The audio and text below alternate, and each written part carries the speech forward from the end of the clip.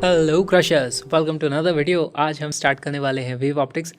Wave optics actually बहुत ही आसान चैप्टर है, क्योंकि वेव ऑप्टिक्स में जब कॉम्प्लिकेटेड क्वेश्चंस बनाने जाओ तो वो इतने ज़्यादा कॉम्प्लिकेटेड हो जाते हैं कि वो हमारे स्कोप से बहुत बाहर हो जाते हैं। तो इसलिए हमने जितनी भी चीज़ें वेव ऑप्टिक्स में पढ़ी थी अब तक, उन्हीं पे थोड़े से और एडवांस लेवल के कुछ क्वेश्चन हो सकते हैं, उनको आज हम सारे के सारे कवर कर लेंगे।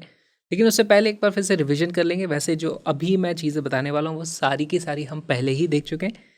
हमारे पास ये यंग्स डबल स्लिट एक्सपेरिमेंट का सेटअप होता है। मान लो यहाँ पर हमारे पास कोई सोर्स होता है इस तरीके से, तो यहाँ से हमारे पास इस तरीके से वेव फ्रंट्स निकलते हैं, और यहाँ पर जो वेव फ्रंट एक साथ पहुँचते हैं सारे के सारे सेम फेज में होते हैं, है ना। तो यहाँ तक हमारे पास कोई भी पाथ डिफरेंस इस तरीके से अगर लाइट आती है तो नहीं हुआ है। लेकिन उसके बाद यहाँ से क्या होता है, हमारे पास ये वाला डिस्टेंस बहुत ज़्यादा होता है। अगर यहाँ से इस तरफ सेंटर पे हमारे पास लाइट रे आती, तो यहाँ पर भी अगेन दोनों ने सेम पाथ ट्रैवल किया होता, कोई भी पाथ डिफरेंस नहीं होता, पाथ डिफरेंस नहीं होता, तो उसके कारण कोई भी फेज डिफरेंस नहीं होता। तो यहाँ पर हमारे पास कंस्ट्रक्टिव इंटरफेरेंस होता है। यहाँ पर हमारे पास मैक्सिमा, जिसको हम सेंट्रल मैक्सिमा भी बोलते हैं, वो चीज़ आ जाती है। लेकिन मान लो यहाँ से किसी भी वाई डिस्टेंस पर अगर हम बात करें, इस जगह की मान लो बात करना चाहते हैं, तो यहाँ पर हमारे पास इस तरीके से लाइट रेज अब ऐसे ट्रैवल करके पहुंची है। अब की बार दोनों ने सेम पाथ लेंथ ट्रैवल नहीं करी, हमें क्लियरली दिखाई दे रहा है ये वाली लाइट ने कुछ एक्स्ट्रा अमाउंट चल लिया है। कितना अमाउंट वो एक्स्ट्रा चला है, तो आप यहाँ पर इस तरीके से परपेंडिकुलर ड्रॉप कर सकते हो बेसिकली। और ये वाली जो हमारा डिस्टेंस होता है, इसको हम बोलते हैं capital D. This is capital D. और ये वाला जो डिस्टेंस होता है हमारे पास स्मॉल डी के बराबर है। This is small D. हमारे पास एक चीज़ गिवन होती है कि capital D is much much larger than small D, तभी ये अप्रॉक्सीमेशन काम करेगी। नहीं तो आपको क्या करना होगा, आपको ज्योमेट्री का इस्तेमाल करके कि भाई इन दोनों के बीच में आप यहाँ पर इस तरीके से देख सकते हो, ये वाला पार्ट और ये वाला पार्ट बराबर होते हैं, ये वाला हमारे पास थोड़ा सा एक्स्ट्रा पाथ लेंथ आ जाती है, आपको ये वाली कैलकुलेशंस करनी होंगी। अगर ये चीज़ जो कि मोस्ट ऑफ द केसेस में गिवन होता है, तो हम फिर अब जो अप्रॉक्सीमेशन करने वाले हैं वो चीज़ हमें देखनी पड़ेगी। देखो क्या होगा, यहाँ से आप इस तरीके से ड्रॉप करो, हमारे पास ये आ जाता है, दिस इज डेल्टा एक्स, है ना। इतना ही पाथ का डिफरेंस है दोनों तरफ से आने वाली लाइट में। ओके, डेल्टा एक्स की वैल्यू कितनी हो जाएगी, देखो यहाँ पर अब ये सारे के सारे जो एंगल है ना, ये भी थीटा है, अगर ये वाला एंगल भी थीटा है, ये वाला एंगल भी थीटा है, तो ये वाला एंगल भी हमारे पास थीटा आ जाता है। आप इसको देख सकते हो, दिस विल ऑल्सो भी equal to theta, this is also angle equal to theta. ये वाला एंगल जो है ये भी हमारे पास थीटा होता है, सब थीटा के लगभग बराबर होते हैं। बहुत लंबा डिस्टेंस है, ये रेस को हम ऑलमोस्ट पैरेलल इस तरीके से मानते हैं। तो डेल्टा एक्स की वैल्यू यहाँ पर हो जाएगी, भाई ये था मेरे पास डी, ये है मेरे पास सामने वाला, ये 90 डिग्री का एंगल है, तो मैं लिख सकता हूँ delta X is equal to D times sine theta. अब यहाँ पर अप्रॉक्सीमेशन आ जाएगा, इसको आप अप्रॉक्सीमेटली लिख दोगे डी टाइम्स टैन थीटा। और टैन थीटा की वैल्यू कितनी हो जाएगी, अगर ये वाली हाइट हमने यहाँ से मेजर किया, अगर ये वाला हमारे पास y है, तो टैन थीटा की वैल्यू कितनी हो जाएगी, y divided by capital D, तो which is equal to D into Y upon capital D. तो हमारे पास ये आ जाता है इस तरीके से कि भाई इतना हमारे पास पाथ डिफरेंस आ गया है। तो डेल्टा एक्स की वैल्यू हो जाती है D Y upon capital D. और अगर हमें कंस्ट्रक्टिव इंटरफेरेंस चाहिए, तो इसकी वैल्यू कितनी होनी चाहिए, एन लेमडा के बराबर फॉर कंस्ट्रक्टिव इंटरफेरेंस, जिससे हमें क्या मिलता है, मैक्सिमा। और अगर हमें मिनिमा चाहिए तो डिस्ट्रक्टिव इंटरफेरेंस होना चाहिए, तो इसकी वैल्यू हो जाएगी 2n-1, या फिर 2n+1 भी लिख सकते हो आप, 2n-1 लेमडा बाई 2, इससे हमें मिलता है मिनिमा। ये हमने पाथ को कंपेयर किया है वेवलेंथ से। अगर जो पाथ का डिफरेंस है एक वेवलेंथ के बराबर होगा, तो हमारे पास मैक्सिमा आ जाएगा। ठीक है, इसी को आप मल्टीप्लाई कर दो, किस चीज़ से मल्टीप्लाई करना होता है, हमें डेल्टा एक्स को आप मल्टीप्लाई कर दोगे के से, के डेल्टा एक्स क्या बन जाता है हमारे पास, डेल्टा फाई। अच्छा, के की वैल्यू कितनी होती है, 2 पाई बाई लेमडा, तो 2 pi by lambda times delta x. इसकी वैल्यू कितनी होनी चाहिए, ये होना चाहिए हमारे पास n into 2 pi for maxima. और सेम कंडीशन आप लगा सकते हो, इसकी वैल्यू हो जाएगी हमारे पास 2n-1 times pi for minima. तो इस तरीके से आप कंडीशंस बना सकते हो, समझना हमें आना चाहिए। ऑलराइट, बात कर लेते हैं एम्पलीट्यूड और इंटेंसिटी की। देखो हमारे पास एम्पलीट्यूड जो फाइनली आता है उसकी जो वैल्यू आप लिख सकते हो, आप लिख सकते हो a square will be equal to A1 का स्क्वायर प्लस A2 का square plus 2A1 A2 into cos of phi. जहाँ पर फाई हमने किस तरीके से निकाली है, ये जो है इसी को आप फेज डिफरेंस लिख लो। यहाँ पर फाई की वैल्यू कितनी है, के टाइम्स डेल्टा एक्स, या फिर इसी को आप लिख सकते हो 2π/λ टाइम्स डेल्टा एक्स। ठीक, हमारे पास एम्पलीट्यूड इस तरीके से आ गया। अच्छा, एम्पलीट्यूड का स्क्वायर है, एम्पलीट्यूड का स्क्वायर इंटेंसिटी के प्रोपोर्शनल होता है, तो यहाँ पे आप लिख सकते हो आई जो आएगी उसकी value will be equal to I1 plus I2 plus 2 times under root of I1 I2 into cos of phi. अगर हमारे पास यहाँ पर दोनों की स्लिट की विड्थ अलग अलग है तो यहाँ से निकलने वाला एम्पलीट्यूड दोनों अलग अलग हो जाएंगे, A1 और A2 इस तरीके से। अगर हमारे पास इंटेंसिटी अलग है तो I1 I2 अलग अलग आएंगी। अगर सिमेट्रिक सिचुएशन है कि भाई सेम साइज की स्लिट्स है तो यहाँ पर A1 और A2 की दोनों की वैल्यू सेम आ जाती है। तो यहाँ पर हमारे पास कुछ केसेस बन जाते हैं। फॉर एग्जाम्पल, अगर मुझसे एम्पलीट्यूड की मैक्सिमम वैल्यू अगर पूछी जाए तो यहाँ से मैं देख करके बोल सकता हूँ मैक्सिमम वैल्यू के लिए कॉस फाई की वैल्यू +1 के बराबर रहेगी। तो यहाँ पर ये हमारा क्या बन जाता है, this will be equal to amplitude will be A1 plus A2 के बराबर, ये हम देख सकते हैं। एम्पलीट्यूड की मिनिमम वैल्यू जो आ जाती है वो आ जाती है A1 माइनस A2, और इसका मॉड कर देना क्योंकि एम्पलीट्यूड कभी भी नेगेटिव नहीं होता। सिमिलरली हमारे पास इंटेंसिटी की भी कुछ मैक्स वैल्यू आ जाती है। इंटेंसिटी की मैक्सिमम वैल्यू जो आ जाती है वो आ जाती है under root of I1 plus under root of I2 इसका स्क्वायर, और इंटेंसिटी की जो मिनिमम वैल्यू आती है वो आ जाती है under root of I1 minus under root of I2 इसका स्क्वायर। दिख रहा है तो नहीं दिख रहा है तो इसको थोड़ा सा साइड सरका लेते हैं। तो ये कुछ स्टैंडर्ड वैल्यूज हैं जो आपको याद होनी चाहिए। अगर हमारे पास A1 और A2 की वैल्यू इक्वल हो गई तो देख लो मैक्सिमम एम्पलीट्यूड कितना हो जाएगा, 2 टाइम्स है, इसकी वैल्यू कितनी हो जाती है, this will become 2A, A minimum will become 0 अगर दोनों सेम हो गए तो।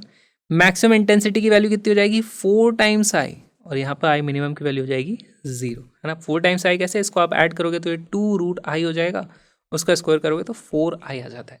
तो ये कुछ चीज़ें इस पे बेसिक क्वेश्चन बन जाते हैं। इन पे बेस्ड एडवांस लेवल पे किस तरीके के क्वेश्चन पूछे जाते हैं वो अब देखना हम शुरू करते हैं।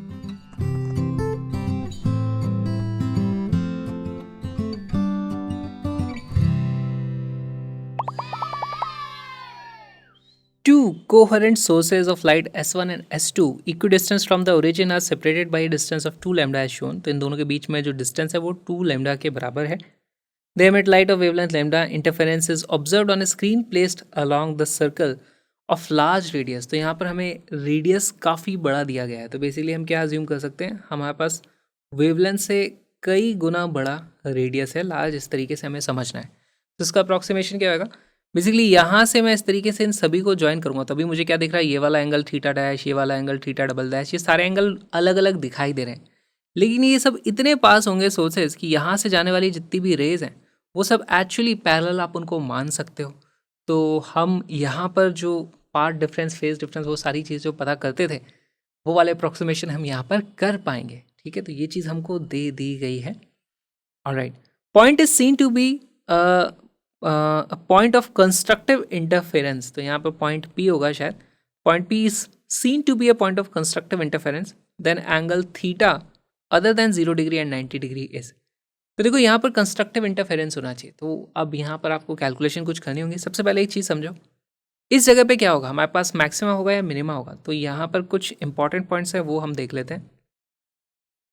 जैसे यहाँ से यहाँ पर जो हमारे पास लाइट आने वाली है, दोनों ने same amount of part travel किया है, तो यहाँ पर हमारे पास कंस्ट्रक्टिव इंटरफेरेंस होगा, यहाँ पे मैक्सिमा होगा। देखा जाए तो हम बोल सकते हैं इसको it will be a central maxima. Similarly यहाँ पे भी सेम चीज़ है, यहाँ पर भी सेम पार्ट ट्रैवल करके लाइट जा रही है, तो ये हमारे पास दो मैक्सिमा वाले पॉइंट यहाँ पर आ जाते हैं। दिस इज मैक्स, ये भी आ जाता है हमारे पास मैक्सिमा। ऑलराइट, इस पॉइंट पे हमारे पास मैक्सिमा होगा या मिनिमा होगा, इस पॉइंट पे भी वही चीज़ होने वाली है। देखो यहाँ से जब ये लाइट इस तरफ आएगी और ये वाली लाइट इधर आएगी, तो इस वाली लाइट ने कुछ एक्स्ट्रा डिस्टेंस ट्रैवल किया है। कितना एक्स्ट्रा डिस्टेंस ट्रैवल किया है, इन दोनों के बीच में डिस्टेंस कितना है, 2 लैम्डा के बराबर। 2 लैम्डा क्योंकि इंटीग्रल मल्टीपल है लैम्डा का, तो हमारे पास बेसिकली यहाँ पर भी कंस्ट्रक्टिव इंटरफेरेंस होने वाला है ना। यहाँ पर भी मैक्सिमा आएगा, यहाँ पर भी मैक्सिमा आएगा। अब पार्ट डिफरेंस की टर्म्स में बात करो भाई, मैक्सिमा आया है, यहाँ पर हमारे पास जो पाथ डिफरेंस था डेल्टा एक्स की वैल्यू कितनी थी, 0। यहाँ पर भी डेल्टा एक्स की वैल्यू कितनी थी, 0 थी। यहाँ पे डेल्टा एक्स की बात करता हूँ तो वो 2 लैम्डा आ चुकी थी। यहाँ पर डेल्टा एक्स की बात करते हैं तो वो भी 2 लैम्डा आ चुकी थी, है ना। तो बेसिकली यहाँ पर कोई ना कोई एक पॉइंट और आएगा इस पूरे में, जहाँ पर हमारे पास एक और मैक्सिमम आएगा, जहाँ पर डेल्टा एक्स की वैल्यू सिर्फ लैम्डा के बराबर होगी। तो आपको वो पॉइंट पता करना। और एक्चुअली यहाँ पर सिर्फ एक पॉइंट नहीं होगा, इस पूरे सर्किल की बात की जाए तो एक यहाँ पर, यहाँ पर, यहाँ पर, यहाँ पर सब जगह में मैक्सिमम मिलेगा जहाँ पर डेल्टा एक्स की वैल्यू सिर्फ लेमडा के बराबर आएगी। Delta X is equal to lambda, delta X is equal to lambda, और यहाँ पे आएगा delta X is equal to lambda. तो हमारे पास और ये वाले मैक्सिमम भी आने वाले हैं। तो इस पूरे सर्किल में पहले तो हमें समझ में आना चाहिए कितने मैक्सिमम होने वाले हैं। गिन सकते हो आप, 1 2 3 4 5 6 7 8, 8 मैक्सिमम देखने को मिलेंगे। मिनिमा कितने को देखने को मिलेंगे, इन सब के बीच में एक एक मिनिमा हमें देखने को मिल जाएगा। तो इस तरीके के क्वेश्चंस भी पूछे जा सकते हैं। अभी आपसे पूछा गया ये एंगल थीटा की वैल्यू बताओ कितनी है, तो बस थोड़ा सा ज्योमेट्री बना के वीडियो को पॉज करके सॉल्व करने की कोशिश करो, बताओ वो थीटा की वैल्यू कितनी है, जहाँ पर पाथ डिफरेंस हमारे पास लेमडा के बराबर आ जाता है।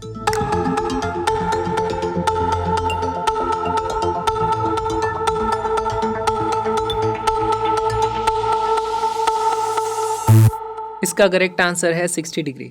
देखो हमेशा डायरेक्टली ये मत कर देना D sine theta is equal to हमारे पास डेल्टा एक्स, जो कि हमें लेमडा चाहिए, उससे शायद आपका आंसर गलत आ जाए, क्योंकि हमें ये भी तो देखना पड़ेगा ना लेमडा नापा कहाँ से है, थीटा नापा कहाँ से। तो इस पर्टिकुलर केस में हमारे पास देखो ये दो सोर्सेज हैं, दोनों के बीच का जो डिस्टेंस है वो है 2 लेमडा के बराबर।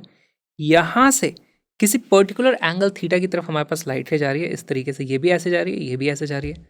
तो इन दोनों के बीच में जो डिफरेंस आने वाला है वो ये वाला जो डिफरेंस है, दिस इज डेल्टा एक्स। अब एक बात बताओ, एंगल्स मेजर करो, अगर ये वाला एंगल थीटा है तो हमारे पास ये वाला एंगल कितना हो जाएगा, है ना, ये वाला एंगल भी थीटा हो जाता है, this angle is also equal to theta. तो मैं लिख सकता हूँ डेल्टा एक्स इज 2 लेमडा का कॉस थीटा। ये चीज़ आपको देखिए, यहाँ पे हम लिख देंगे actually 2 lambda into cos theta that is equal to delta X which has to be lambda के बराबर। तो ये इक्वेशन हमें समझनी थी। अब सीधे सीधे ये लगा देते डी की जगह अगर 2 लेमडा लिख देते तो यहाँ से 2 लेमडा साइन थीटा की वैल्यू लेमडा आ रही थी, जो कि गलत हो जाती, ये हमारा करेक्ट है। तो जल्दबाजी ना करें, हमारे पास ये वाली चीज़ सही है। अब बस हमें सॉल्व करना है। यहाँ पर कॉस थीटा की वैल्यू हमारे पास आ जाती है, cos theta is equal to 1/2, यानी कि theta is equal to 60 degree, and C becomes our correct answer. और ऐसे आपसे अलग अलग पूछे भी जा सकते हैं कितने इस तरीके के मैक्सिमम आ रहे होंगे, तो आप इस तरीके से बता पाओगे। ये वीडियो जो अभी आपने देखा एक छोटा सा पार्ट है एक बहुत ही प्यारे से, सुंदर से, कलरफुल से क्रैश कोर्स का। हमारे 2 क्रैश कोर्स हैं, जेईई मंथ और नीट मंथ, जिसमें 11th और 12th दोनों के फिजिक्स के सारे concepts, important but necessary conceptual questions और बहुत सारे अच्छे अच्छे प्रीवियस ईयर्स क्वेश्चंस, उन सभी को मिला दो तो जो बनता है वो है JEE month and NEET month. JEE month में जेईई मेन और जेईई एडवांस दोनों की तैयारी होती है। नीट मंथ में नीट स्पेसिफिक वीडियोस हैं, लेकिन as a bonus JEE main के वीडियोस भी मिलते हैं, तो आप उनसे भी तैयारी कर सकते हो। ये दोनों ही क्रैश कोर्स पूरी दुनिया के इकलौते कलरफुल क्रैश कोर्स हैं, जहां पर हर एक कॉन्सेप्ट को समझाने के लिए मैंने कस्टम मेड ग्राफिक्स को हाथ से बनाया है। उनका फायदा क्या होता है, आपको कॉन्सेप्ट एक बार में समझ में आ जाता है और ये चीजें याद रहती हैं। हर एक ग्राफिक को आप फ्री में डाउनलोड कर सकते हो, link is in the description. सारी पीडीएफ अभी के अभी डाउनलोड करा के आप प्रिंट करा सकते हो, या फिर आप चाहो तो इन सभी को मिला करके एक मैंने बहुत ही अच्छी हैंडबुक बना दी है, उसका प्रिंट आउट भी खरीद सकते हो, ताकि आप किसी भी बुक का या किसी भी और टेस्ट सीरीज के क्वेश्चंस की प्रैक्टिस कर रहे हो तो एक हाथ में आपके पास हैंडबुक रहेगी, तो आप जल्दी फॉर्मूले रिवाइज कर पाओगे, इंपॉर्टेंट कॉन्सेप्ट्स को रिवाइज कर पाओगे और अपनी तैयारी स्पीड अप कर पाओगे। कलरफुल नोट्स की प्रिंटेड हैंडबुक का लिंक भी डिस्क्रिप्शन में है। साथ में मेरे ऑल इंडिया रोड ट्रिप के व्लॉगिंग सीरीज का लिस्ट, तो उसको भी आप देख सकते हो। बाय द वे सारे के सारे ग्राफिक्स आपका वेट करें, जल्दी से आ जाओ, कलरफुल तरीके से फिजिक्स पढ़ेंगे, सारे कॉन्सेप्ट्स को अच्छे से विजुअलाइज करके समझेंगे। Link is in the description. हम मिलेंगे अगले वीडियो में।